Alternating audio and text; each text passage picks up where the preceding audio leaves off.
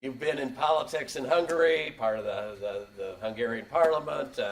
You've written perceptively, I read some articles that you wrote about analyzing class in terms of the Trump election as well as the rise of Orban in Hungary. What are your observations on media capture? Yeah, thank you very much for the opportunity. Yeah, I myself am not like a media expert, but I think I have a few thoughts to contribute to the discussion. It was very interesting to hear how technologically sophisticated the Chinese approach to media is. I think that the Hungarian way is less technological, but nonetheless, I would say quite perversive.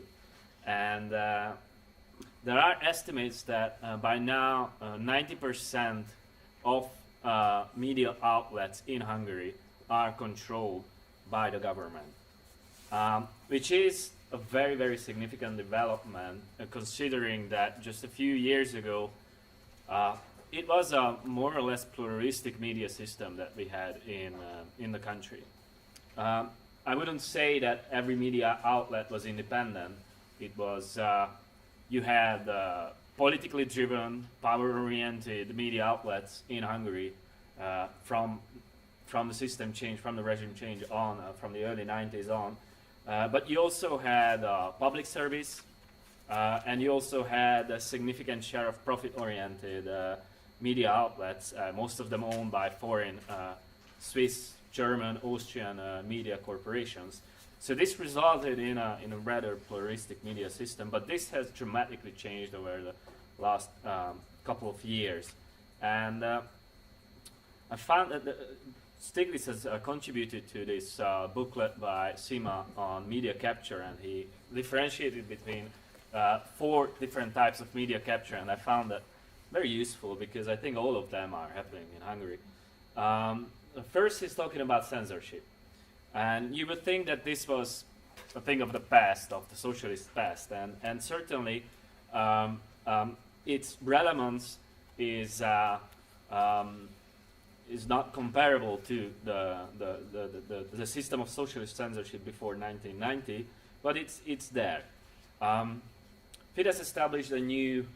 So you might know that in 2010, Viktor Orbán was elected in Hungary as new prime minister with a 2/3 majority, which gave him a power basically to completely restructure the institutional landscape of the country. And a part of this was to increase control over the media.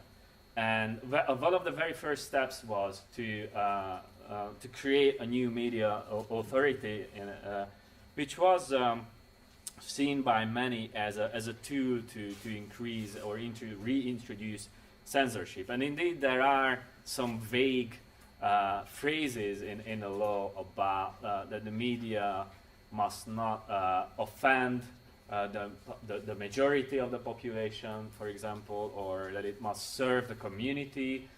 And some might argue that this induces a certain level of self-censorship.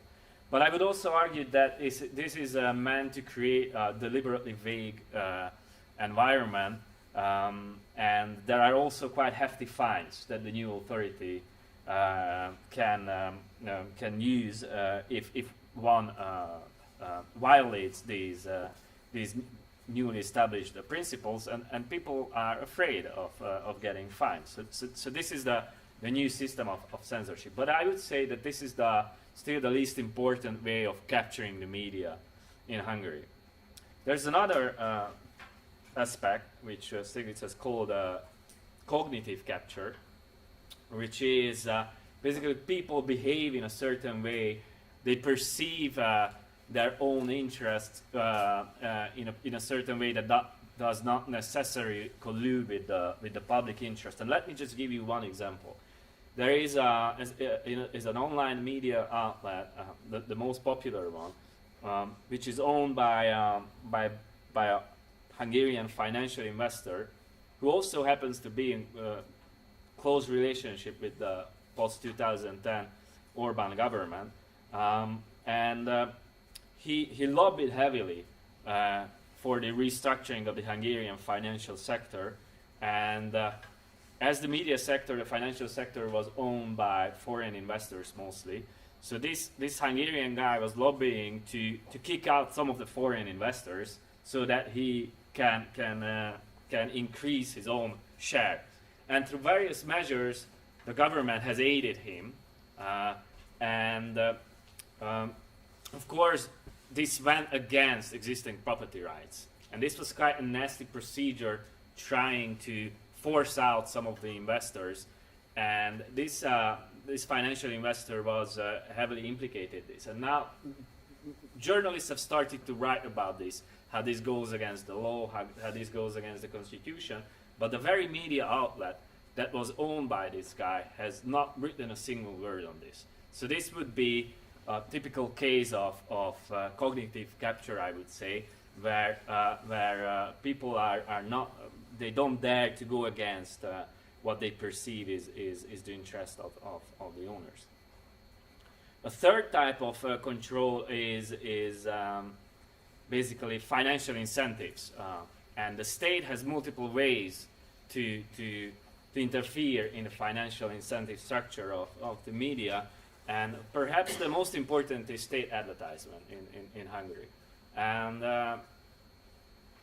between 2008 and 2012 or 13, the advertisement revenue of traditional media has decreased significantly, some say by 40%, which has helped the state to increase its overall share in the advertisement market in Hungary. And some say that it went up from 3% to 15%.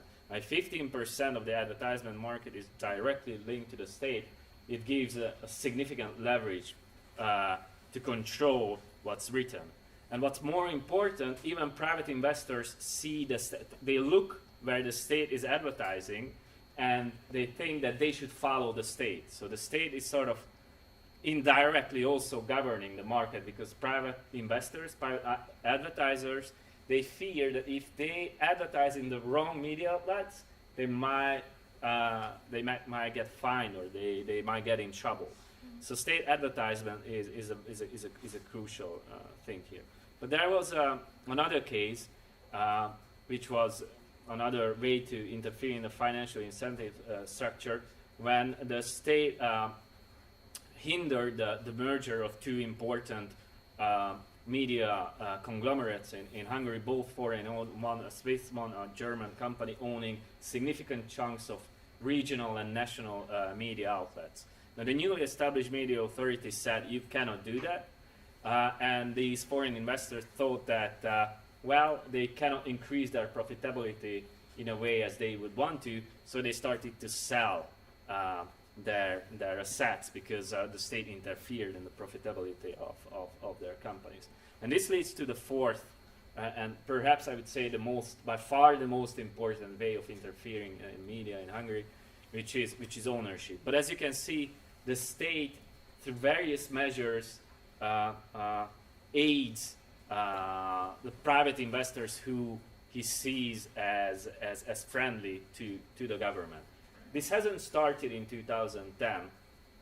It started way before, and just as in Russia, Hungarian, let's say the Hungarian right-wing politicians always thought that there's no truth, and there's only opinion, and it's only the liberals who say that there's such a thing as neutrality, and they perceive the media to be dominated by liberals, and they had this fierce drive to establish their own media empire, and they have started doing so during the 90s already. But as I said, there were other politically motivated media outlets, and there were foreign investors as well, so it was a pluralistic system. But Fidesz has gained foothold in local governments already during the 2000s. And what they did was very innovative. They used these local governments to fund new right-wing media outlets owned by right-wing oligarchs connected to Fidesz. Meanwhile, the socialists were in government, and they weren't really able to do anything. And then what happened was, when they were elected, then they used the national funds and the national system to aid government-friendly oligarchs.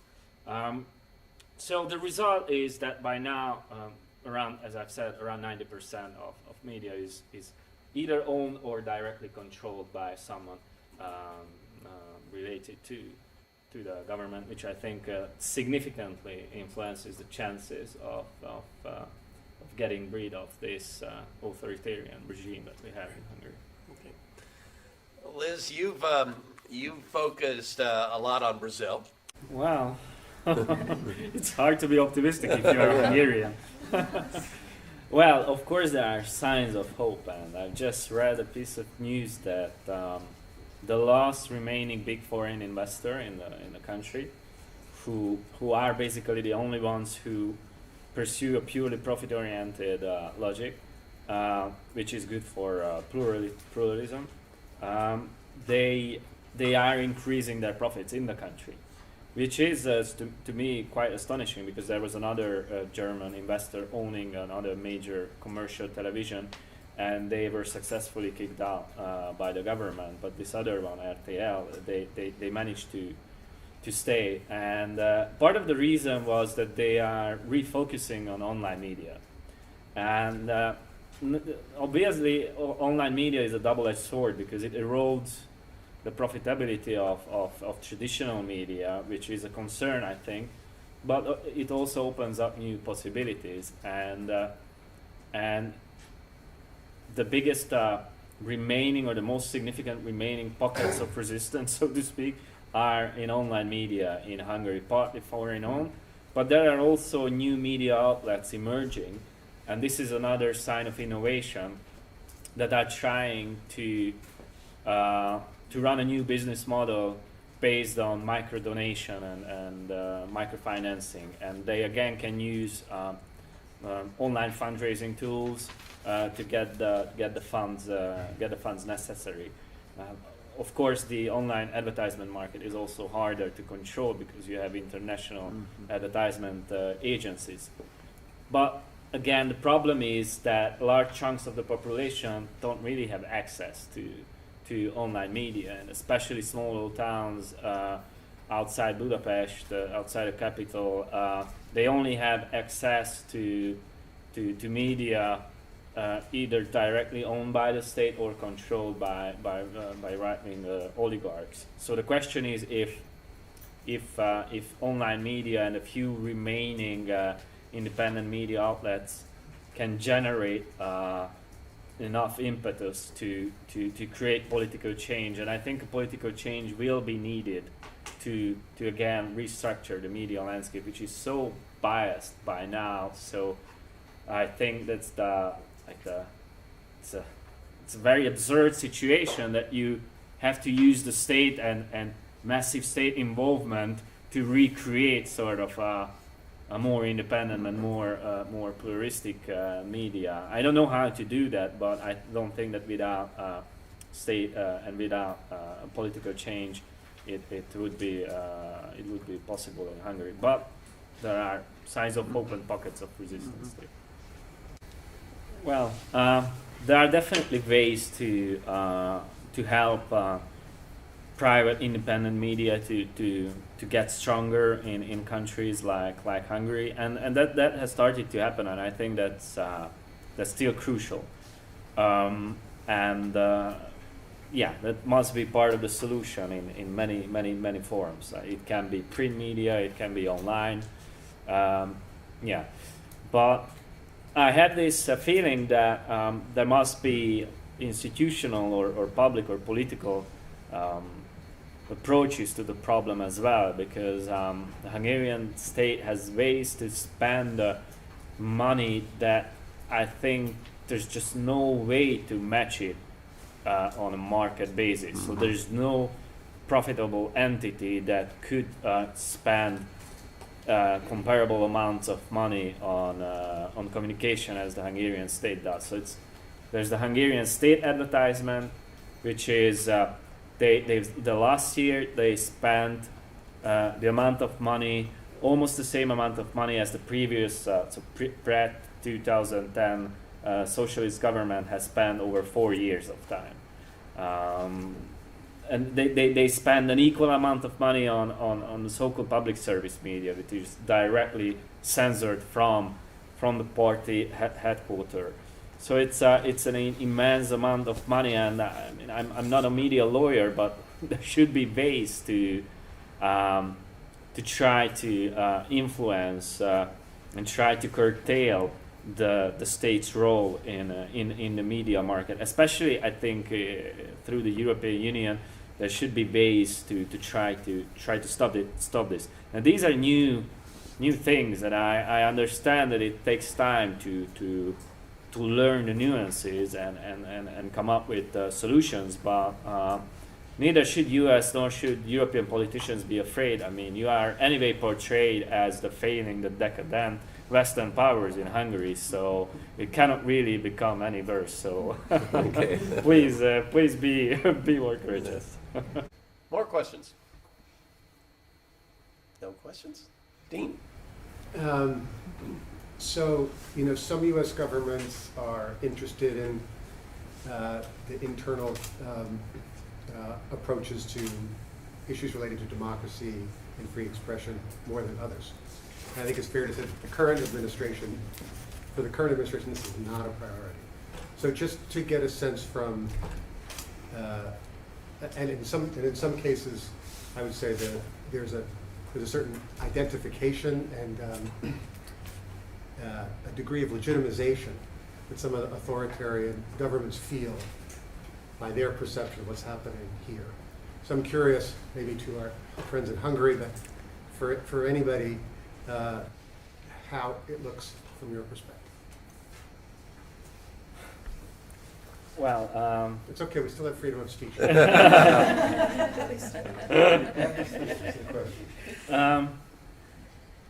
well, two things come to my mind. First is that I remember that Viktor Orban was the first to endorse Trump very early on, and they believed that with the new Trump administration, the U.S. Hungarian relationships would change. Now, this did not really happen to that extent that they were hoping, which shows the multipolarity of the U.S. Government, which is, I think, very important and something that the Hungarians don't really understand how that could be. So there's still things to learn for the Americans how to control properly the state. The other thing is from a different perspective is that